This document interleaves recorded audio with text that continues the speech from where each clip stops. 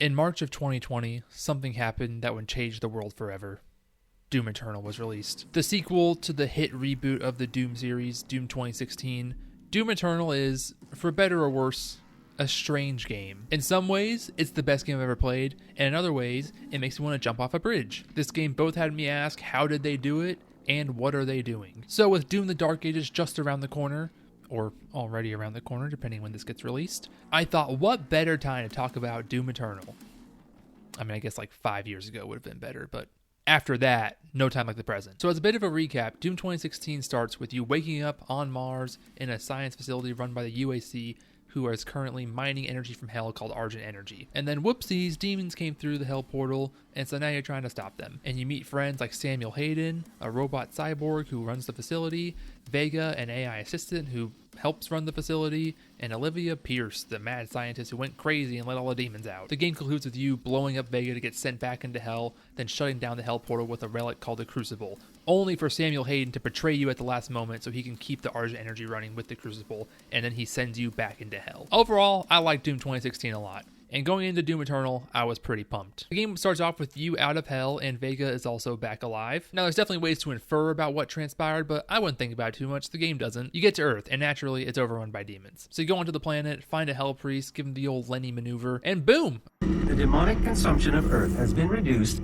by 36.8%. Pretty easy. You make your way through a ruined city. We meet two other hell priests, and they're talking about some sort of prophecy or whatever, and then they dip. And then the Khan Maykr appears, the main villain of the game, who's supposed to be a squid angel sort of person. She also talks about some sort of prophecy, and then you leave to go hunt down the other two hell priests. You go to a planet called Exultia, which is like a medieval times planet, to get a tracker, and you also meet this other guy in hell who tells you to kill somebody whenever you get the chance. And then you start tracking down the second hell priest in the polar ice caps. And it's here where you get the meat hook. A grappling hook attached to a super shotgun that can set enemies on fire. I don't know who thought of that, but somebody give them a raise. This is also a great time to talk about what makes Doom Eternal so great. The schmovement. The gameplay in Doom Eternal is insane. Like, I thought Doom 2016 was a fast-paced game when I played it, and I still do think it is, but Doom Eternal just blows it out of the water. Even in the first level, before you get the dash and meat hook upgrades, everything is already going on Mach 10. You, the demons, everything. The meat hook specifically is one of the greatest video game mechanics of all time. It lets you close the gap on enemies. It lets you increase the gap on enemies. It's great for traversal around arenas. It's great for getting a quick health and armor boost. Anything you need it to be, it can work. You'll probably notice most of the gameplay footage you're seeing is me holding the meat hook, because it is just perfection. But Eternal introduces so many other additions to the arsenal. You have a shoulder-mounted flamethrower called the Flame Belch. You can shoot grenades without having to stop shooting. You have the dash mechanic. The chainsaw is infinitely more relevant in this game than it was in 2016, partially because your ammo has been significantly reduced in Eternal. The gameplay in this game is so great because it encourages you to use your entire arsenal, but also doesn't force you to. It all just feels very natural. That's a key point that will come up later. I genuinely use almost every single item in this game, which is really saying something considering how many weapons are at your disposal. I have never played a game that has this many moving parts, but it feels so natural. And that's why I believe Doom Eternal has the best gameplay of all time. And I do not say that lightly. The fact that it is such chaos, but also feels so intuitive. I've played games before that are absolute crapshoots, and sure, they're fun for a little bit, but the fact that this game has that feel of insanity, but then you were just able to naturally flow from one weapon and enemy to the next without almost even having to think about it, it's really nothing like I've ever experienced before. Every time I go into a combat encounter in one of these games, I don't even have a conscious thought. It just feels like the spirit of the Doomslayer takes over me. It really is incredible, and despite any negative things I may say about this game, the gameplay alone makes it one of the best games of all time. Anyways, you find the second Hell Priest, tell him it's knife to meet him, and now the Khan Maykr is peeved, so she says she's going to hide the third Hell Priest. So you gotta blow up a giant gore nest, and then you need to recruit Samuel Hayden to help you find the last Hell Priest and stop the invasion. You find him in a bit of a rough shape. We have to prepare for his careful extraction. We were given specific orders. Have a quick combat encounter with a very non-controversial enemy. And I guess there's no bad blood between you and Samuel Hayden anymore, considering the last time you saw him, he banished you into hell and blew up Vega, because you just instantly give him control of your entire ship, and he is immediately willing to help you. He tells you the last Hell Priest can be found through a portal in the center of Mars, which leads to probably one of the funniest scenes in the game. You can't just shoot a hole into the surface of Mars. The portal is ready. So you blow a hole in the center of Mars, find the last Hell Priest, kill his gladiator, blow his mind with how cool your super shotgun is, give him one of these coins that show up for all the Hell Priests, but they never explain what they actually do, and then you're done. And now the Khan Maykr is pissed. You killed all of her Hell Priests, which apparently she needed to consume Earth, but I guess not, because there's still demons roaming around even after you kill all the Hell Priests. But she's so mad, she cuts power to your ship and sends like 10 demons after you. Yeah. The Khan Maykr kind of sucks. She's supposed to be this grand archangel sort of character, but literally every single scene with her is her just saying, you can't stop us, and then you just immediately stopping her. Like, she has these Hell Priests, which they keep on saying they need the Hell Priests for the demons to take over Earth. So you kill one, and she's like, hey, don't do that again. Then you kill the second one, she's like, all right, I'm going to hide the third one so you can't kill him. And then you kill the third one, and she's like, all right, that's it. I'm going to do the equivalent of slashing your tires in space. Like, what? How is that the solution? She's just very incompetent, and I never found her threatening or even entertaining to watch. Anyways, luckily you have a spare tire in terms of another crucible, and now you need to go get another one so that you can kill the Icon of Sin, a super titan mega demon that can only be killed by a crucible. Because the Khan Maykr said that she is going to awaken the Icon of Sin for some reason. I don't know why she told you that. She literally just told you what her plan was. Again, she's the worst. So you get that, then you go to a hell factory that produces soul energy, so you can go to the Khan Maykr's homeworld called Urdak.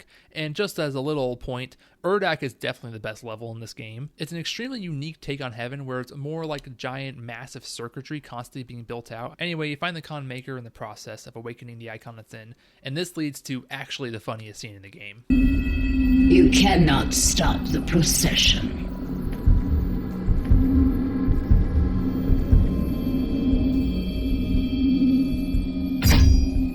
We will not be able to control it! No! She's just like, you can't stop us. And then you don't even run. You just casually walk up and immediately stop her. She's just like, no! Oh my gosh, she's so stupid. So now the Icon of Sin is awake, but it's just not under the Khan Maykr's control. And you have to go back to Earth to stop it. But, well, first also you find out Vega is God. And then you have to fight the Khan Maykr, which very fittingly is definitely the easiest boss fight in the game. You just spam her with rockets. She goes down like a sack of spuds. And then it's you against the Icon of Sin. The two titans dueling it out. And you kill it. That's it. And that's the end of Doom Eternal. At least the base game. So there are definitely some elements about it I was not the biggest fan of. While I did absolutely love the gameplay, things like the story, it's kind of bizarre. You see, in Doom 2016, there was a lot of weird stuff going on, but it was more in the background, in the data logs. You know, there are references to Hell Priests and Wraiths and Night Sentinels, but they're not really a part of the story, whereas in Eternal, they are all front and center. And it just feels very tonally different from 2016 in that way, because 2016 almost had this more grounded approach to this more fantastical world, whereas Eternal is a fantastical approach to a fantastical world. See, I actually prefer fantasy over sci-fi, but I think if you're going to mix the two, it's better to have more sci-fi than fantasy, because in that way, it becomes a story about, oh, despite all of mankind's technological advancements, there's still greater, unknowable horrors out there. Whereas when you do more fantasy than sci-fi, it just becomes the Industrial Revolution, I guess. I don't know, I just don't think it's as interesting. And Eternal is definitely more heavily focused on the fantasy element, with a side of sci-fi. So when the whole plot revolved around killing Hell Priests and stopping Khan Maykrs and Icons of Sins, I don't know, I just feel like it doesn't really work as well as it did in 2016. Another element I wasn't as big of a fan of is the art style in it. Eternal has a much more cartoony art style. The colors are more vibrant, enemies have goofier designs, secrets in the world aren't actual objects anymore, they're just giant floating question marks. It's more video gamey, and I just think that's really unfortunate because 2016 had such a great art style. It was this haunting, empty world. I almost like to describe it as a horror game, but it just happens to be that you're the monster killing all these poor demons. But seriously, look at some of these enemy designs and then compare them to Eternal. It's just not even close. Like, everything in Eternal has eyes or pupils now, and it totally takes away so much of the creep factor they had in the original game. Now, I do know a lot of the redesigns are just supposed to be homages to the original Doom designs, but I just think they had a winning formula with 2016, and it's almost like they reverted back. Especially because in 2016, when they had the goofier moments, like you fist bumping your doll or finding these little arcade machines, it stood out a lot more because the background of the whole game being so dark, it created a great contrast for the two. Whereas internally have more of those goofy moments, it just kind of feels like another drop in the bucket of the already goofy elements of the game. And also it just took me out of the immersion, because in 2016 I always felt like I was in an actual Mars base or in hell. And in Eternal, I just kind of felt like I was in a video game level. Which does lead me to my next point, the cutscenes. Now I've heard people describe Doom 2016 as a game with no cutscenes. I don't really agree with that. There are multiple instances where the game will force you to sit in a room and listen to someone talk for several minutes on end. No, what Doom 2016 does so well, though, is it always keeps you in Doom Guy's perspective. The whole game is the first-person point of view. And that does such a great job with the immersion. You always feel like Doom Guy, because there's never a point in the game when you aren't seeing things through his eyes. Eternal does not do that. There's a lot more cutscenes in the game, all from like multiple camera angles or third-person perspectives. I assume the reason they did that is because they wanted more options with the way they present information. This is a much more cinematic game with grander events going on, so I'm sure they wanted to have wide shots if that was an option to them. However, I just think the loss of immersion in that wasn't worth it. And also, some of the cutscenes don't even really look that good. A lot of the times the camera is just very static. They don't do anything creative with it. And again, paired with the new art style, it just doesn't look that good visually. But the worst ones are the cutscenes that happen in the middle of levels, where say you'll go and hit a switch next to a door, and then the game will stop. It'll pull you out of Doom Guy's perspective and show you the door, almost as if to say, hey, you know that switch you just hit that's next to that locked door?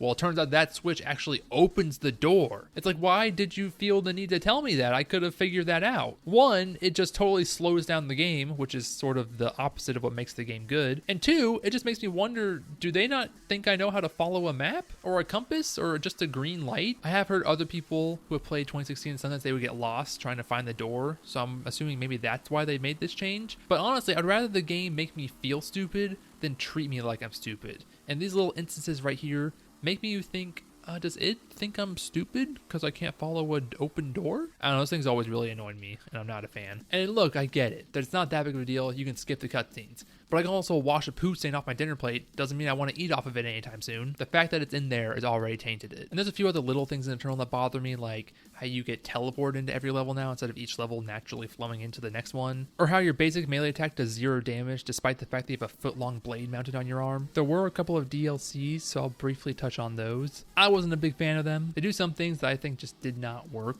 For one, they introduced some new enemies that can only be killed with specific weapon mods. And remember earlier how I said the game was great because it encouraged you to use your entire arsenal? Well, now it's forcing you to use very obscure parts of your arsenal. So I didn't really appreciate that. And also the story, like I thought it was pretty insane in Doom Eternal, but it really goes off the rails here. Turns out Samuel Hayden is an angel and Doom Guy is the devil and the devil is God. It's like, what? And the final boss of the DLC, it's really the final boss of the series, I thought it was a bad fight. You can only do damage to him whenever he attacks you, but he also only has like 3 moves. So the fight gets really monotonous and boring. And he has 5 health bars, and he has a vampirism mechanic for literally no reason. It's a brutal final fight, but not in a hard way, just in a trying to stay awake way. But by far, the worst part of this fight is actually something that has nothing to do with the fight.